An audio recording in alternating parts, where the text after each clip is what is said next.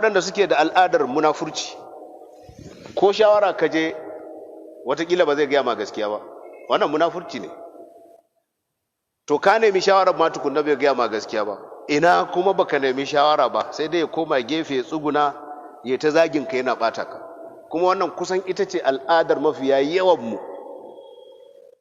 Yanzu idan wani yaro ya zamanto ya yi kitso a anguwa yana mummunan ayyuka, da shi da ubansa da uwarsa duk za a zauna a yi ta zaginsu, amma ba mai zuwa ya kira uban ko ya kira yaron ya ce ka daina abin da kake nan.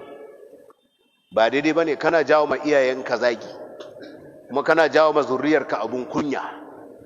Don haka ka daina.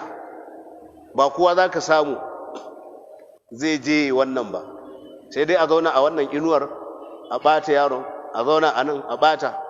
To kar ka ɗauka wannan aikin da kake aiki ne na alheri, aiki ne na munafukai.